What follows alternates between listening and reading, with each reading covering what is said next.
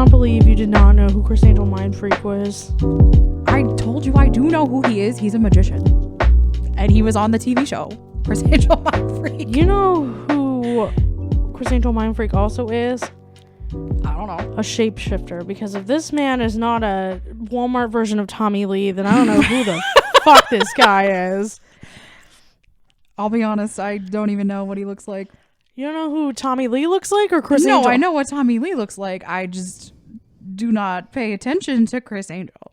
Okay, so Tommy Lee, you have a picture of Tommy Lee in your head? Yes. Now, make it more 2000s Hot Topic. Okay. Like, think of Tommy Lee in trip pants. And so we're talking like 2005, like prime Hot Topic era. Yes. 2005 prime Hot Topic. So Tommy Lee in trip pants is literally Chris Angel. Okay. That's a mental image that I can picture. My God. There's like, I remember people like fawning over Chris Angel when I was in middle school. They would sit there and they're like, oh my God, he's so hot. And I'm like, the guy who pulls a quarter out of his skin? That sounds disgusting. Have you ever? I've never watched anything of his. Okay, so there's an episode of Chris Angel Mindfreak where Chris Angel Mindfreak is in the middle of the street. What?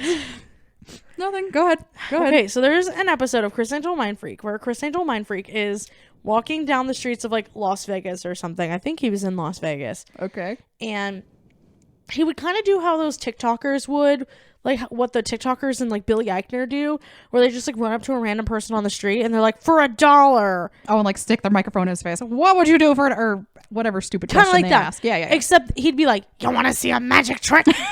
And they're like, yeah. And they're thinking it's going to be some like, I pulled a rabbit out of my ass sort of thing. Like, but no, he'd be like, any of y'all have a razor? What the hell? And then some random dude would be like, yeah, I have a razor in my pocket. And he's like, cool. That's concerning. And then he'd have like a quarter or something. And he'd like do some voodoo hoodoo shit. And then the quarter would vanish. And they'd be like, where the fuck did the quarter go? And then he'd be like, ooh, there's like a bulge in my skin. That's disgusting. It's conveniently quarter shaped. And then he'd take the razor and he'd cut his skin, or what people thought was his skin. And then he'd push out the quarter. There'd be blood and shit. That's disgusting. And they're like, oh my God, he's so crazy. Oh my God, Chris Angel Mindfreak. Oh my God. Mind freaked this quarter into my skin.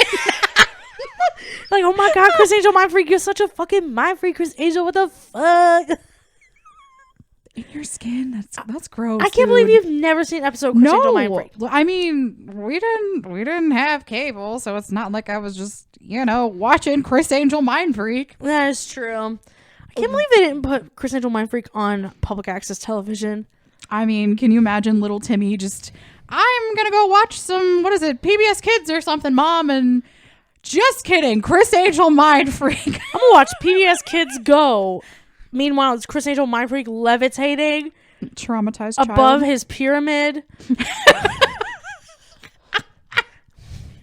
You know what else is a mind freak? What? The fact that we're back. We are back. With a second episode. Our second inaugural episode. Welcome, everyone, to the second inaugural episode of the Between the Fridges podcast. My name is Carly. And I'm Amanda. And today, you're going to be fucking mind freaked. By Chris Angel Mindfreak. Wait, is he here? I mean, he could be. He just, like, crawls up from under the ground, and he's like, I've been levitating here this whole fucking time. And then he shreds on his guitar, and then he pulls off his mask, and he's like, I'm actually Tommy Lee. You see my sex tape? I mean, we mentioned his name enough times, he might have just summoned himself. Who knows? You calling him fucking Beetlejuice? Just like, right. Mindfreak. He just knocks outside the door. Hey, what's up? I'm here for my interview. You say Mindfreak in the mirror 3 times and he comes out your ass and he's just like, hey, you want to see me do a magic trick? You got a quarter? No, oh my God. Anyways, hey everybody, thank you so much for joining us again for our second episode of Chris Angel Mindfreak, the podcast, also known as the second inaugural episode of the Between the Fridges podcast. Amanda, how was your week? My week was pretty good. Pretty busy. Today was kind of crazy with work, but you have your days. I just realized I've been chewing gum this whole time, and I'm pretty sure it's gonna pick up on the mic, so I apologize for the past couple minutes that you probably just heard. Also, trigger warning to the previous mouth sounds. I apologize for not doing trigger warning. Anyways, how's your week going? You said it was good. I said it was good. I said work was kind of crazy today. You know, had some a boy who cried wolf type situations, but when you work in the field, shit happens. But it's not bad. How was your week, your work day? I was gonna say, yeah, when you work in the field, just to give you guys context as to what Amanda does. Amanda works in the military. My God, why would you out me like that? She works directly in the field. I work directly in the military field. And by in the field, it's in the middle of the plains of Iraq. Yes, I'm just supervising in an open field. That's just what I do all day long. Exactly. That's what she does. That's what I do. But how'd you know? Wild guess. Yes. Yes. But no, my week's been going good. At the day of recording this, it is a Wednesday, so we're in the middle of our week. So it's going pretty good. I feel like this is a slower week for me than most weeks. I feel like I'm always go, go, go. But for once, this week is actually pretty slow with the things that I have planned and scheduled and stuff. Mm-hmm. So it's a lot more manageable than it usually is, which most of my weeks I feel like I'm one of those fucking circus people on a tightrope with the sticks, and they're spinning the plates. Oh, the whatchamacallit, the acrobats or whatever they are. Is that what they're called? I call them plate spinners. Plate spinners. Tightrope plate spinners. So I feel like normally a tightrope plate spinner, but now I just feel like a plate spinner because I'm not on a tightrope. Well, I mean, probably with, coming off the holidays and everything too, it's finally getting back into some type of normal routine. Yeah. So that definitely probably helps. Speaking of normal routines, you know what's not part of the normal routine? I have no idea. The Golden Globes. You are correct. The Golden Globes are not part of the usual routine. So those occurred yesterday on a Tuesday. Today is Wednesday. So, I was doing some research today because I was killing some time at work. Also, Amanda has a little bit more interest in the Golden Globes than I do. So, I mean, I wouldn't some of it I found to be interesting. It's not like I'm avid, oh my God, we got to watch the award shows. But okay. I thought it was cool. Yeah. So, I mean, we've touched on it. We haven't done an episode or anything, so maybe that's something we'll do in the future. But obviously, Carly and I have been friends for a long time. We have very different interests in certain capacities. So, I am very much into I enjoy, watching movies, the Marvel movies being some of those. I'm not as into it as I was at one point, but I still think things that surround it are cool. So we're talking about the Golden Globes. So Miss Angela Bassett, Queen Angela Bassett, won a Golden Globe last night. What? Yes. Okay, this is the dumbest question I'm ever going to ask on this podcast. Yes. We're going to look back on this moment and we're going to be like, no, Carly, you did not. What did she win a Golden Globe for? So Miss Queen Angela Bassett has been in the Black Panther movies. She plays the King's mother. So she has roles in the films. So she got her Golden Globe for her role in the second Black Panther movie that came out probably I think it was last summer, fall-ish. It's been a while. I stopped keeping track, so I don't exactly remember when it came out. But she was nominated and she won her Golden Globe, and she is the first actor in the Marvel Cinematic Universe to win a Golden Globe. You know what? Honestly, good. If it was gonna be fucking Chris Pratt, I would have boycotted Marvel movies immediately. Die. I would have been boycotted the Golden Globes. I mean, like, more like those shit globes. Oh my god, the shit globe with Chris Pratt with his fucking Golden Globe. He my asshole. But so Queen Angela Bassett. For her role as is her son Michael B. Jordan? No, Michael B. Jordan was. Oh God, what's his name? Why can't I think of it right now? Daddy. No. Oh, why can't I? Man, I can't think of his name right now. I'm blanking on it, and it makes me really mad. Well, it's okay. Father Daddy. Mr. Chadwick Boseman. He was the Black Panther, and so yes. So Angela Bassett played his mother. Oh, and okay. Michael B. Jordan was the big bad in the first Black Panther movie. Father Daddy. Are we referring to Michael B. Jordan as Father Daddy? I will always call Michael B. Jordan Father Daddy. For as long as he lives. How many dads do I have? 3. How many father daddies do I have? 1. Just one. What's his name? Michael B. Jordan. Michael Jordan. What's the B stand for? Michael. But yes, I am super proud of my Queen Angela. She deserves it. She's great. She's so good. Very talented. Like, I'll admit it. I watch her on 911 and I think she's just a badass. And so props to Angela Bassett. Yeah, Amanda is like so into 911. I just kind of like lay on the couch and observe, and I go, "Oh my god, it's that bitch Angela Bassett." But okay, I should say, "Oh my god, it's that bitch non-derogatory Angela Bassett." Because I don't want anybody to think I would ever be derogatory towards Angela Bassett. I want Angela Bassett and Keke Palmer to be in a movie together. Have they not been? I don't know. For some reason, I thought maybe they have. But I want Angela Bassett to play Keke Palmer's mom. Oh my god, they're so funny. They're so talented. I would give money. But yes, we love her. I am just like, I think it's super cool because, you know, you have those, I don't want to call them film snobs, but I mean, you know, there are some people out there that are just very, very into movies and how cinema comes across. And I know one of them. You know one of them. Oh yeah, that's right, you do know one of them. No comment. Anyways, no comment. But it's episode 2. I don't need to incriminate myself already. She's like, you don't by need flaming to know. Film people that I know. You don't need to know nothing.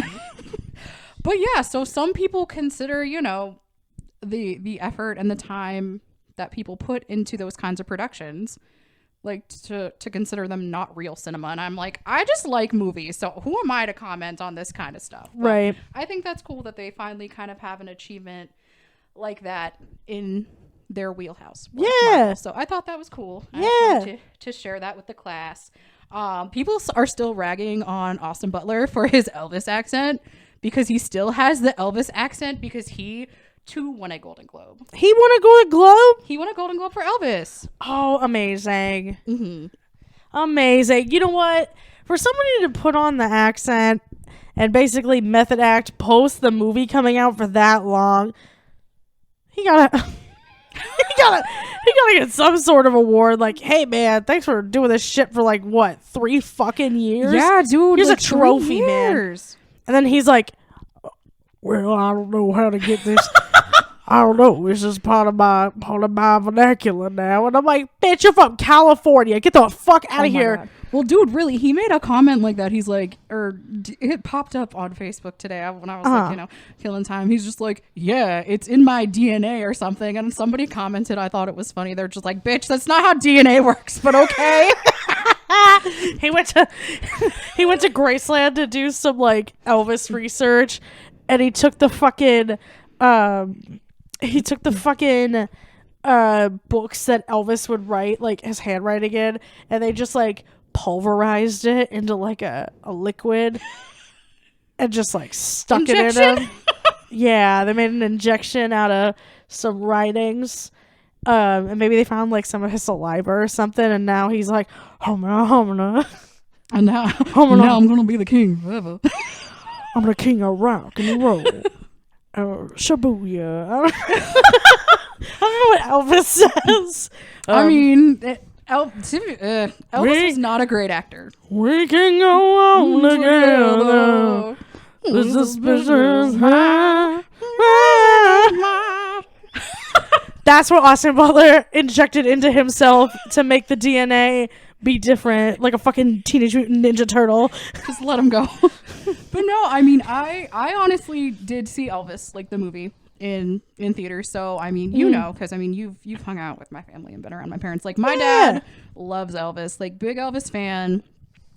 So you know, I've grown up with it. So it's like I had context going into the movie, Right. So I'm like, okay, and like, you know, we're talking back and forth, and you know, just my dad like would pull up things and like saw clips side by side, and like he was really impressed with his interpretation of Elvis, because at one point, I mean, sorry guys, a spoiler if you haven't seen the movie. Trigger warning for spoilers.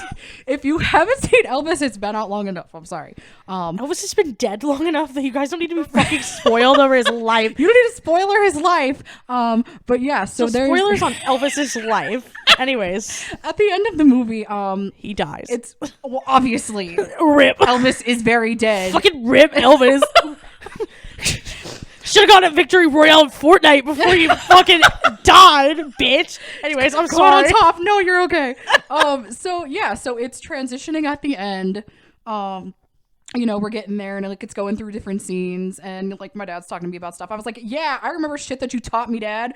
That's the fucking comeback special. I'm smart. I pay attention. So you transfer, you know, you go through the movie, and it's at the end when, you know, Elvis was like very bloated, water weight, like dude looked bad. Dude looked rough.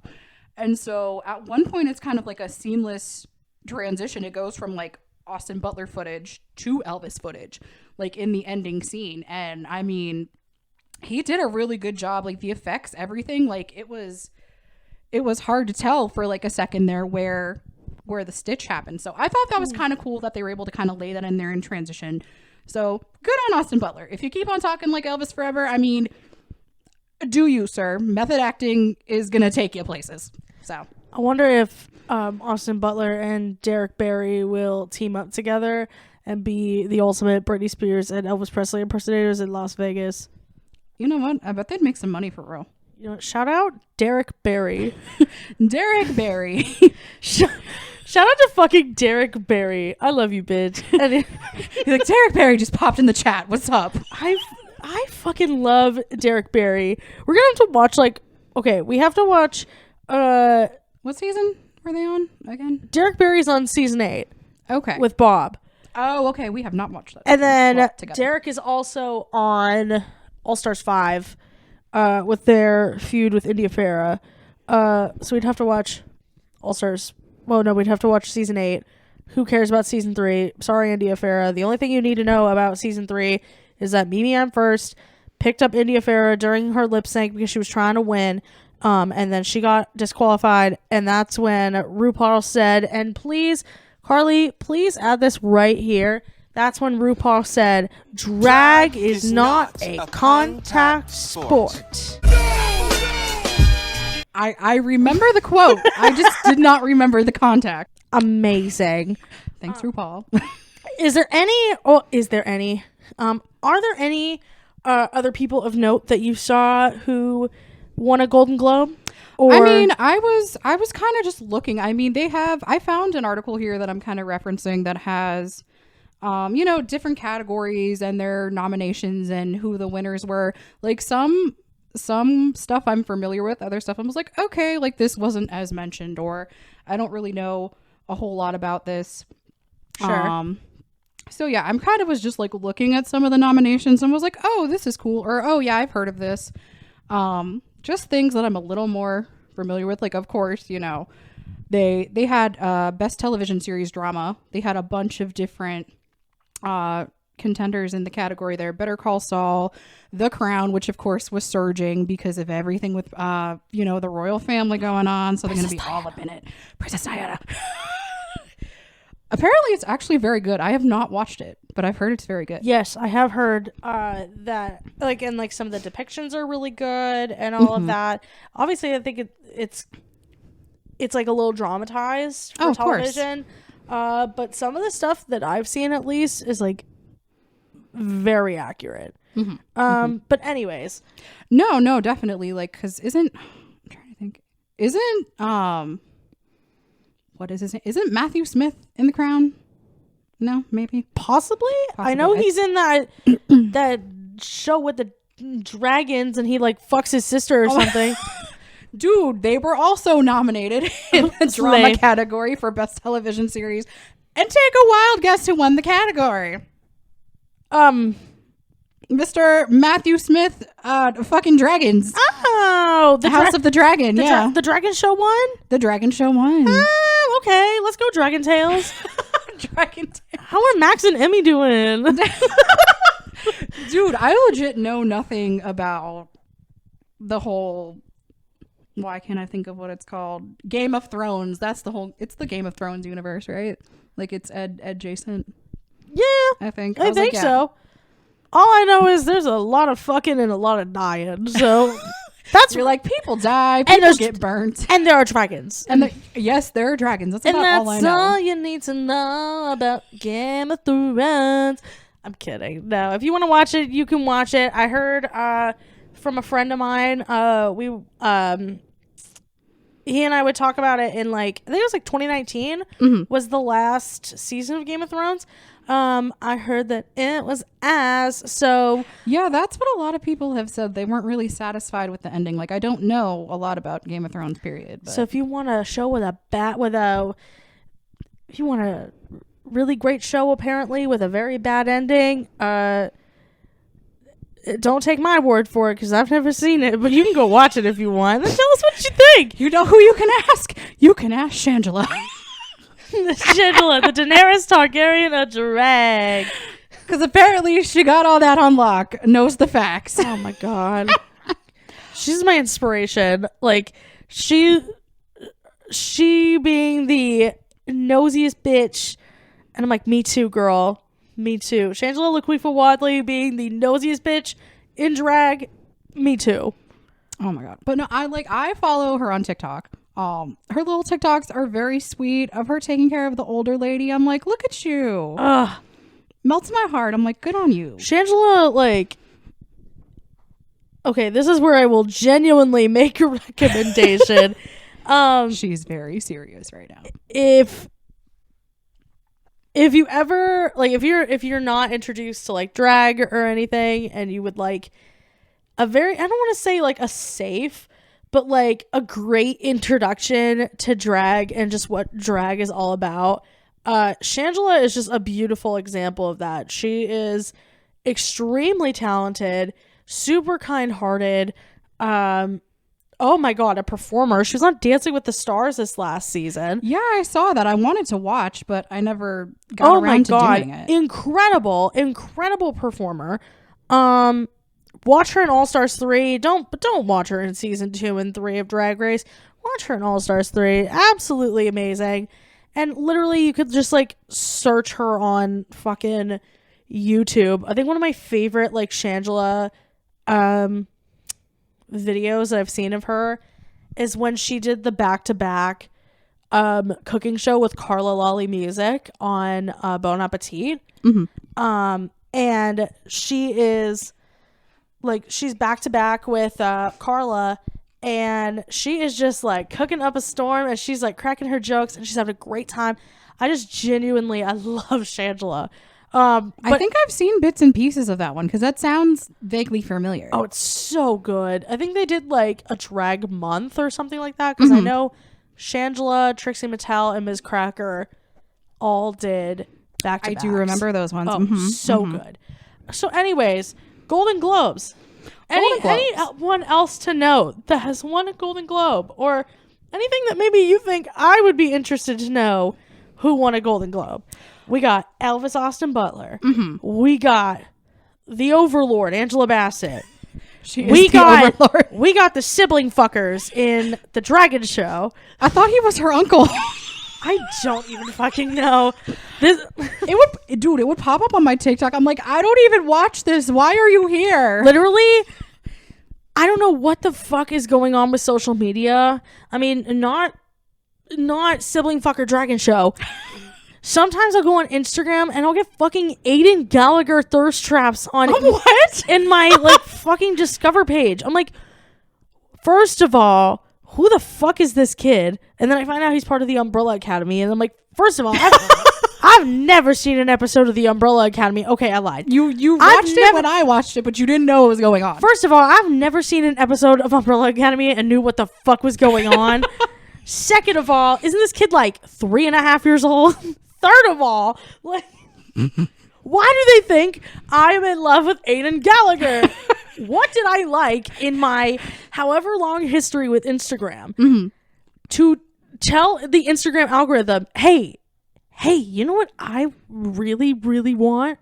Fucking Aiden Gallagher, the 3.5-year-old who still shits his diapers. Like, what the fuck? The dude looks like he's 12. Oh my legit. Oh my lord. Anyways, but yeah, Miss Zendaya, she won one for the Hunger Games. Yes, how did you know? Best performance by an actress in a television series for a drama for Euphoria. Yeah, the Hunger Games. Sure, Teenage Hunger Games. She's Rue. She's Rue. She's Rue. But no, not surprising. Like that clips from that popped up on my TikTok too. I'm like, look at you go, Zendaya, from doing your little Shake It Up to Spider-Man to now in Euphoria. She went from Shake It Up to I don't know where that joke was going. Anyways, shaking it down. I don't know. Shaking it down. So anyways, so Rue from Hunger Games Euphoria won an award. Amazing. Yes. This is something I do actually want to watch. I've heard good things about Abbott Elementary. Oh my god, yes. They had a couple nominations, some wins. So I'm not sure what platform that streams on, to be totally honest, but I definitely want to give that a watch because I've heard good things about Abbott Elementary. I know that it airs on ABC. Okay, so maybe Hulu. That would make sense because I feel Possibly. like they have a lot of ABC television. Yes. But yeah, it's just a bunch of other nominations. I mean, this doesn't really surprise me because I know it was popular. Mr. Evan Peters, he was nominated for the Dahmer series, which I'm like, I don't want to watch this because, you know, of them depicting some pretty gruesome stuff. So I'm like, I'm good. I did see that because some of the girls I work with at my part-time job, they love him. They love. Did they watch the series? Oh, I'm sure they. I'm sure they did because they love Evan Peters, and I'm like, you know what, girl, slay. You enjoy that. Is he my cup of juice? No, but at the same time, I would also kiss Bill Skarsgård, so I have no reason to judge them for wanting to kiss Evan Peters, who plays a lot of murderers, when I am totally cool with kissing Bill Skarsgård, who plays murderers. So like, that's true. Like, go for it. You're like, he plays murderers. He plays a creepy clown. It's fine. Right. It's fine. But yeah, I mean, I just thought, you know, it was cool to see them televising the Golden Globes again and kind of just touch on it because of pop culture and, you know, I think just seeing different people win and more representation there was very cool to see. And I know that's kind of what stuck to them not airing it last year. They were worried about, you know, bribery and that sort of thing and not being fair for nominations and people winning. So I thought that was cool that, you know, a step back was taken and things were done to try to remedy that a little bit. Right. So just seeing a lot of, you know, different people winning, women winning, which I think is very important for, you know, people to see out in the forefront that, you know, it can be done. People can work hard and have their talent recognized. So I just thought that was kind of like a cool, very relevant pop culture thing to touch on. Hey, well, I mean, all I knew from pop culture news this week was Evan Peters won a Golden Globe. Lil Nas X came out as possibly bi. You know what? I did see that. I'm like, Yeah. oh, because like something pops up. They're like, I have a chance with Lil Nas X. That was probably me. Was there a picture of Drake attached to it? Oh my God, that was your tweet. It was. I'm like, I saw something on Twitter. It literally was me finding out that Lil Nas X is saying that he is playing with the idea of being bisexual, and I was like, me. You're like, oh, the Debbie Ryan. I have a chance. The Debbie Ryan, and more so, the pursed lips Drake. Thanks for the meme, Drake. I'm not a fan of Drake, okay? However, a Drake meme, if we ever do a Discord, our Discord emotes and stickers will probably be nothing but cats and Drake. Because of how funny I find the Drake pictures, like of him looking like he has a BBL taking his like selfie, like his BBL selfie, and he's just like looking so submissive and like baby girl. Oh my God. You're like, hey. Or like, oh my God. Or like I said, when he has his little pursed lips in the car, like, Daddy, please. Like, oh my God. Every time I see this picture of Drake, I just hear, Daddy, please. Give me money. Oh my God. Give me money for the Bugatti, Daddy. Carly, is there anything you feel like you want to talk about? Actually, I meant to actually ask you, because like last episode we were talking about how one of your New Year's resolutions was reading more. Have you found a book recently that is on your brain that you are wanting to read? So actually, yeah. So one of my friends from work, like she absolutely loves to read. Okay. So I kind of had, brought it up when I was like, yeah, just, randomly talking about, hey, how was your New Year's, yada, yada, yada. And she's like, dude, we should do like a book club or something. So it's like we each read the book. You get your copy, I get mine. We hold each other accountable. We discuss it. And so she actually sent me a link. I want to do more research into it because I guess there's a whole series on Amazon and there's like different volumes of the book. I don't remember the name off the top of my head, but they each have different installments. I think there's like 7 or 8 of them. So it's like, okay, we could read like one a month. That takes up most of the year. We can discuss it. We can hold each other accountable, make sure we're, hey, did you read? Like, how's your reading going? Doing like check-ins kind of thing. So I'm excited. I think it's easier to kind of keep to those kind of things when you have somebody like that to check in with. And, I guess accountability is the best word for it. Yeah. Like, I know that can be kind of a cliche too, but I mean, it helps when you have somebody in your life to hold you accountable for things. Oh my God, yeah. Like, so I'm excited. I think that's going to be cool. I'm going to look into, so you and I have opposite pay schedule. So we get paid this Friday. So I'm pretty pumped. So I'm going to order the book on Friday because ordering them individually is obviously a lot cheaper than just buying all of them, which I think it's like $80 for the series. So yeah, I'm excited to kind of actually get this started and dig into it. But no, that's so good. Do you know the genre of that book? Like that book series? I don't know, but they're like each, I lied, there's 7 of them. Okay. And it looks like I have a photo right here. Like they have eyeballs on the screen, or not on the screen, but like on the cover, and like they're each part of a series. So, oh my God. I mean, the art is cool looking. Just kidding. No, this is okay, so the series, you guys, is I don't know what the actual series is called, but it looks like it's by Tamara Mafi. Oh, that's fun. Okay. But yeah, I just brought up the idea and she's like, hey, you want to try this? I'm like, yeah, we can definitely try this. Yeah. Like, I like getting into different genres and stuff that I normally wouldn't read too. So I think this is going to be like a cool way to step into that. Right. So would you say that you read romance books?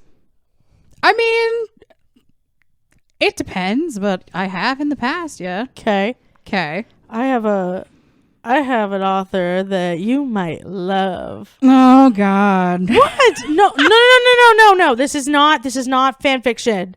Okay. I promise this is not fan fiction. This is a legitimate author who publishes on Amazon.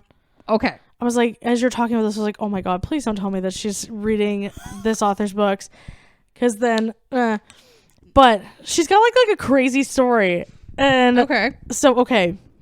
Have you ever heard of the author named Susan Meachen? The name sounds kind of familiar. Okay. So Susan Meachen, she's a romance author. Mm-hmm. She's based in Tennessee. Mm-hmm. She self-publishes through Amazon. Okay. And so she describes her books as perfectly flawed romances. Okay. So she has like some of her book titles. If you go on Amazon, like you literally can buy them like on Kindle, either like for free or like $2.99, or I think you can get her books like on paperback or whatever for $6. Okay.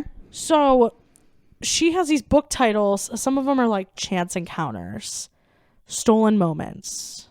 Okay, so very cliche. His Wicked Ways. Honestly, sorry, Susan. I'm not sorry, Susan. The covers of these books honestly look like something that I would do like back in like 2013 when I was writing on asianfanfics.com. Okay. When I would do like a post for post, be like, I'll post your fan fiction if you post my fan fiction. Mm-hmm. And then they would give me like free cover art for my fan fiction. Oh, that's cool. If I read it and gave like publicity, but it's not good. You're like, give us a 5-star review. Give me read my book. Well, read my fan fiction and give me a 5-star review. Of this asianfanfic.com about these two K-pop stars having sex with each other, and I will give you a free cover for it. To put it in U terms, because asianfanfics.com is very much out of your realm. We'll get over that eventually. It's I found this in the literature section of Dollar Tree for $1.25. Okay. So before like September of 2020, so she had this like small community of fellow authors and like readers of her books and stuff like that. Okay. On this Facebook group, called The Ward. Mm-hmm. So it was like a nice like little tight knit community, right? Okay. So I have some bad news about Susan Meachen. Okay. So in September of 2020. There was a Facebook post put on The Ward from Susan's account claiming to be the daughter of Susan Meachen, saying that she had died. Oh, that sucks. It was a self-inflicted death. Oh. Yes. That's unfortunate. What? I said that's unfortunate. Yes. But then like rumors began to spread because they were like, oh, like, why would Susan do that? And people were saying that it was because Susan got bullied online. And so people like heard about it and they were like, we're going to support Susan. Okay, this is starting to sound like more familiar now.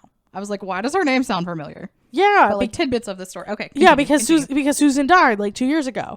So people were like, oh my God, you shouldn't be bullying people.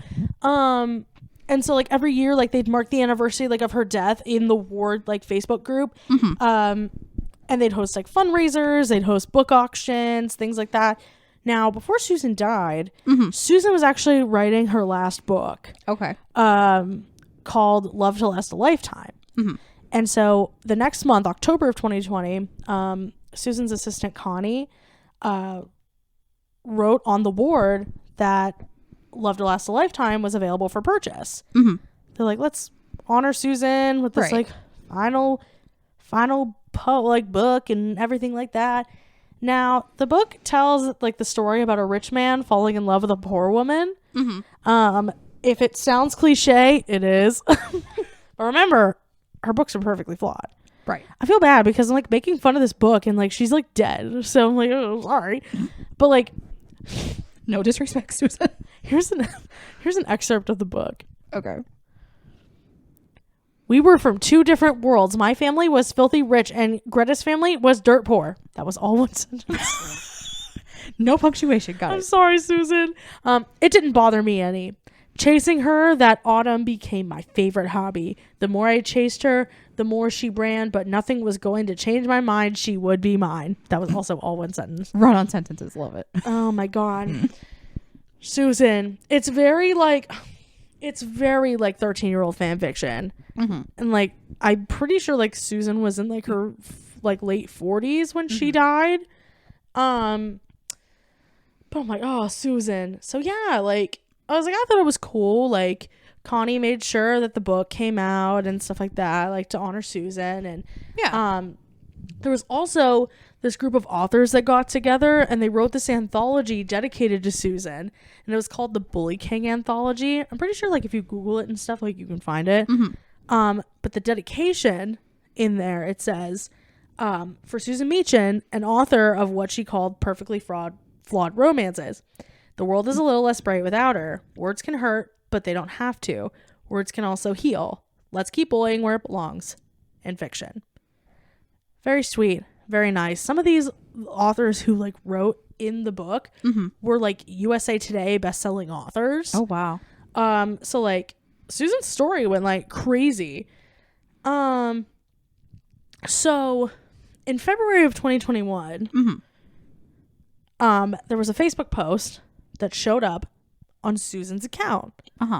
Also claiming to be Susan's daughter. Saying that her books didn't sell any copies for a few months.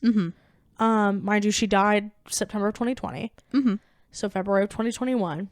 She said that her book, like her mom's books, hadn't sold any copies for a few months, and they'd soon be unavailable for purchase. Okay, that sucks. Yeah, that does suck. But like only the audio copies would be available. Okay. And the daughter ends the Facebook post with, so if you want any of her work, then now is the time to pick them up. So yeah, like lady dies. She's got her Dollar Tree books. It just crazy. Yeah. And then you don't definitely. like, obviously like you don't hear anything because like people are like, well, I don't understand why you're using Susan's Facebook. Right. Like, you know, you're her daughter. Now, the reason why I'm telling you this, all of this, is because, so as of recording, today is January 11th. Yes. So January 3rd. Of this year. Oh, shit. So like last week. A post shows up in the ward. Okay. A post shows up in the ward under Susan Meachen's Facebook account. Okay. And it says the following. I debated on how to do this a million times and still not sure if it's right or not. There's going to be tons of questions and a lot of people leaving the group, I'd guess. But my family did what they thought was best for me, and I can't fault them for it. I almost died again at my own hand, and they had to go through all that hell again. Returning to the ward doesn't mean much, but I'm in a good place now, and I am hoping to write again. Let the fun begin. So they faked her death to sell books. No. Susan Meachen faked her own death to sell books. Oh my. Okay, so this. Let me wrap my brain around this. Okay. So this woman. Yes. Obviously, so she faked her own death. Yes. To make money. Yes. To sell books. Yes. So the posts on her page from her Facebook account from her daughter, I'm using air quotes right now, from her daughter was her pretending. It's a possibility. Okay. I was like, I didn't want Nobody knows if she has a daughter or not. Okay, like I didn't want to, come for her being like, and you impersonate family? Like, what the hell? But man, you faked your own death to make some money for your Dollar Tree romance books. It gets worse. How? So, oh my God. A month after Susan Meachen died, quote unquote. Okay, so when she faked her death. Yes. Okay, got it. So in October 2020. Okay. There was a Facebook page that showed up in the ward. Okay. By the name of TN Steele. Okay. This Facebook was made a month after Susan Meachen, quote unquote, died. TN Steele was also Susan Meachen. What? So TN Steele was created a month after Susan Meachen, quote unquote, died. And was also publishing works under that alias as early as 2021. I do not understand. The TN Steele page joined the ward, was an active member of the ward.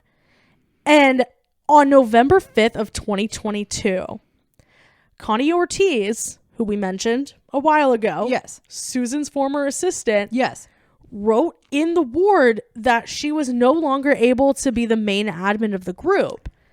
And she offered the role to someone in the group because it would be a disservice to her dead friend, Susan Meachen, if it shut down. To which TN Steele, who is actually Susan Meachen, commented on it and said, oh I'll take the account, Connie. I will overhaul it in hopes that it pleases you and Susan. What? So her assistant legitimately thought she was dead. Yes. Girl, that's fucked up. You want to know the cherry on top to all of this? Oh my God, there's more. This is the last bit. This is the cherry on top. Okay. Really, there is one more thing, but the cherry on top to all of this. Susan Meachen has been posting on TikTok since October of last year, October of 2021, with her government name, Susan Meachen, as the handle. Oh my. Someone needs to give this woman some help. Oh my God. Okay, give me a second. Yeah. Okay, so she fakes her death. Yes. She's potentially having her daughter, who may or may not be fake, post on her account page. Yes. In the group. Mm-hmm. Her assistant still ran the page. She makes a fake Facebook account under another writer. Is publishing works under that name. Is active in her own group and people think she's fucking dead. Yes.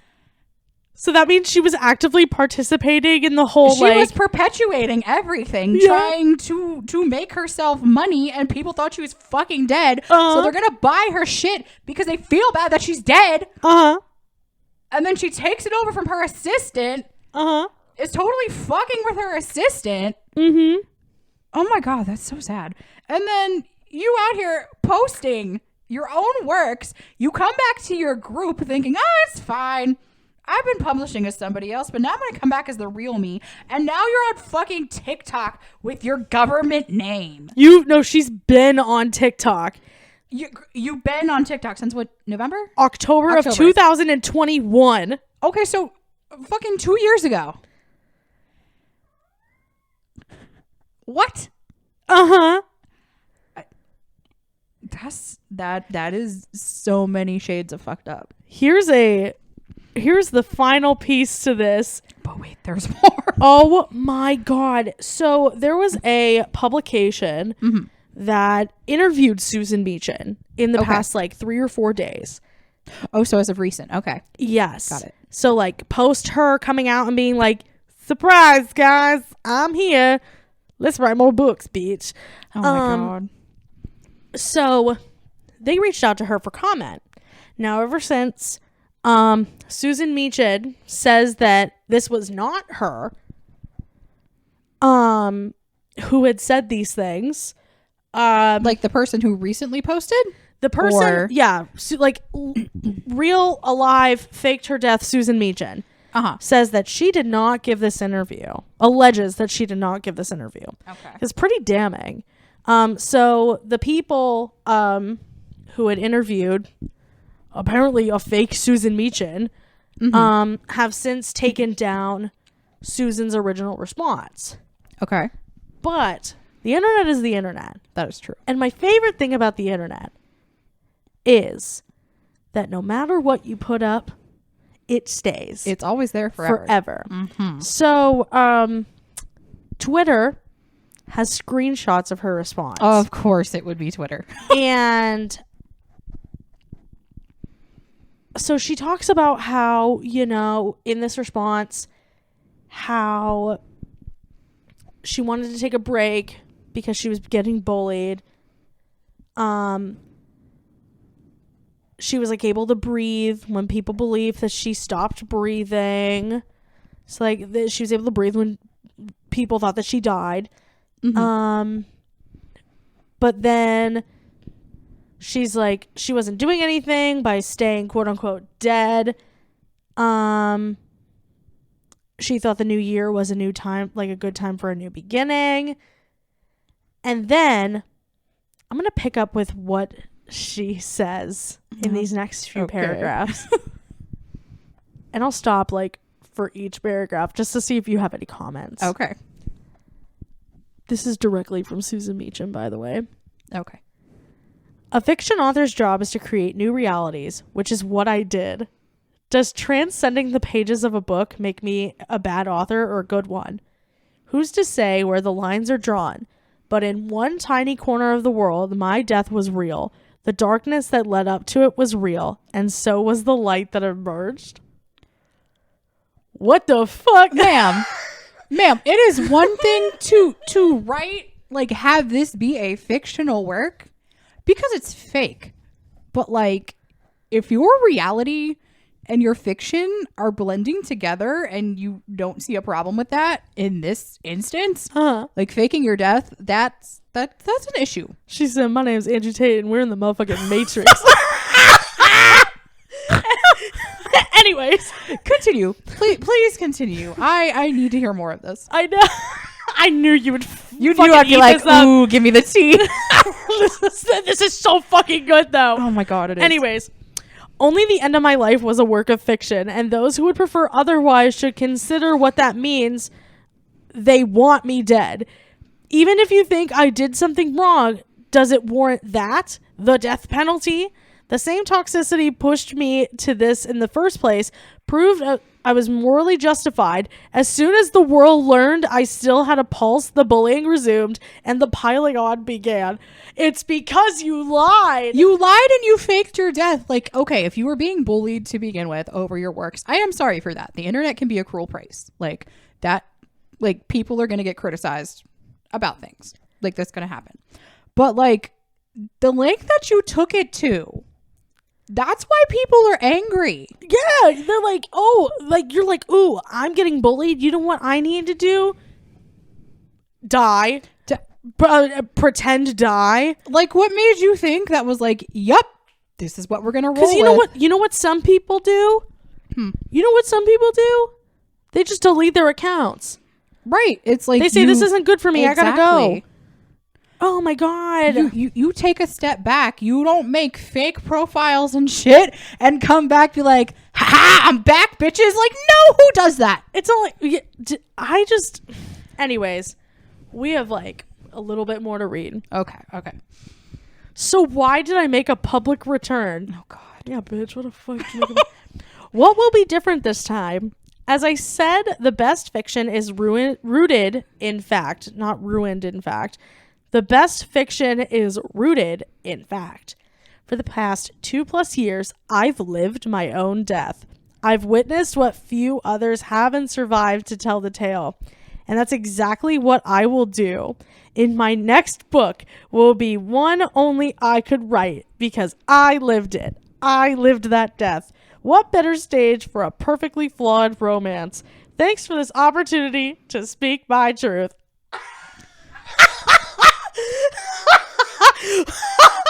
To give you guys like visual reference right now, my face, it says a lot. Like, What? Oh my God. I'm telling you, she must have been watching some fucking Andrew Tate shit. She's like, and the fucking plug, she's like, I'm the only person who could write about this is me in my new book coming out in 2023. I wrote it as T.N. Steele. Like, and now it's going to be under Susan Meachen. Oh my God. The resurrected king. I lived, I died, I'm resurrected, I'm perfectly flawed, I'm Susan fucking Meachen. Oh my God. I am just in awe. Like, ma'am, you need some help. Like, if she's denying this interview, she's saying it's not legit. Like, either way, all of this stuff, period, freaking wild. It's so like, bad. It's wild. This is horrible. But like, I'm sorry. Like, you were, you were an author, and you had these people that actually, followed you and appreciated your work. Like, just from, the standpoint, I guess the lens that I'm looking through it, it's like, what do you think this says to your readers and like the people that like really appreciated what you wrote, even though it was like cheesy and whatever she said, like perfectly flawed romance or whatever it was? Like, what example are you setting for people? They're just like, oh, it's fine. Like, to just kind of totally just throw this into the ring. Like, yep, this is who I am as a person. Oh no, they're pissed. As they should be. They are pissed. As they should be. This is the last thing that I will read on.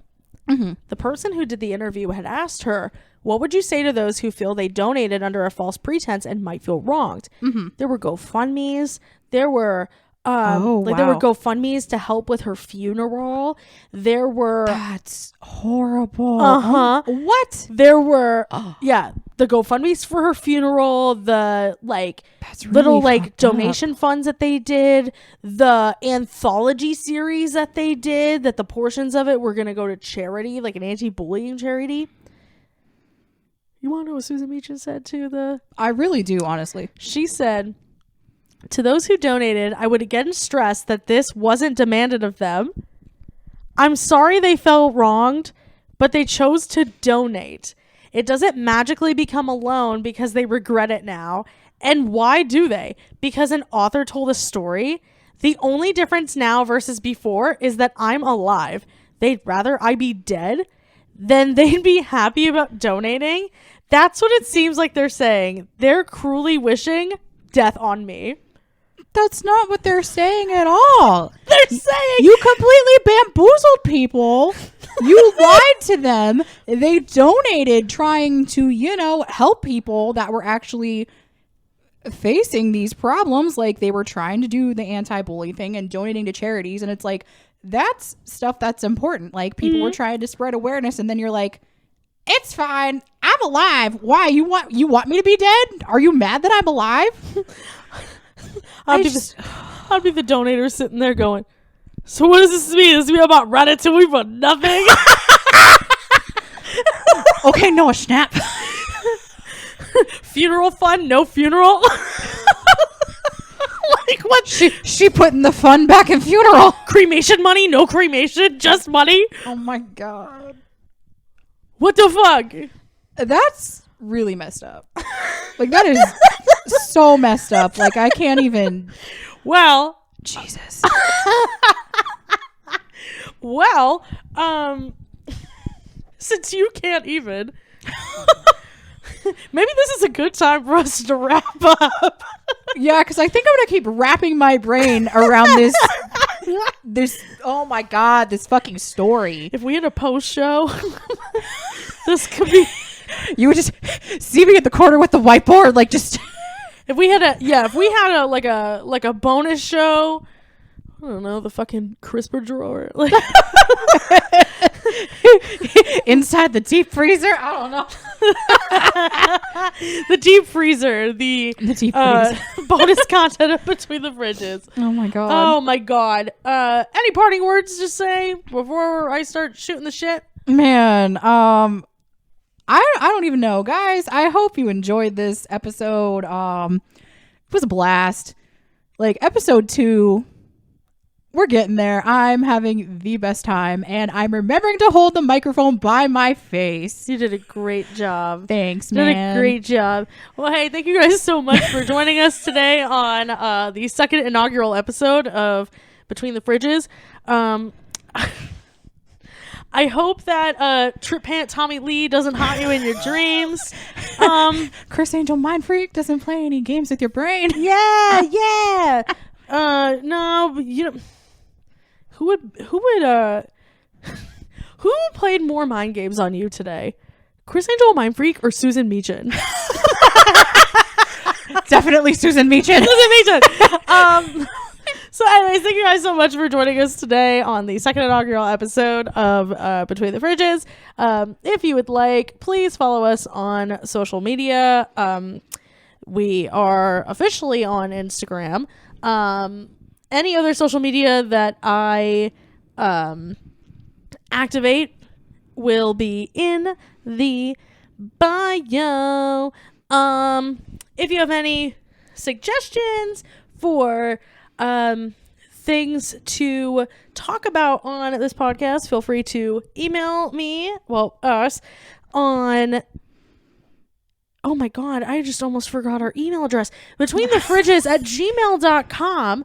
Oh my Lord Jesus Christ of Nazareth. It's okay. There's two of us. So between the two of us, one of us will remember. Right. Between the two of us of Between the Fridges will remember the Between the Fridges email address being betweenthefridges@gmail.com. You can also follow us on Instagram, which is @betweenthefridges. There's also a link to Anchor. It's anchor.fm/between the fridges. If we get enough people interested, maybe we'll do some bonus content or something on there, because I'm pretty sure that's an option. But again, this is the second inaugural episode. Not 100% sure, but you know what? Maybe by episode 3, which for you is in the next 30 seconds or a minute, I'll have it figured out. So again, thanks for coming in. My name is Carly. And I'm Amanda. Have a great week, y'all. And watch out for motherfuckers Susan Meachen and Chris Angel Mindfreak. How many magic tricks should we can we pull out of our ass or out of our arm? How many magic tricks can I pull out of my ass? 24. 24. 24 quarters out of my ass. Oh my god.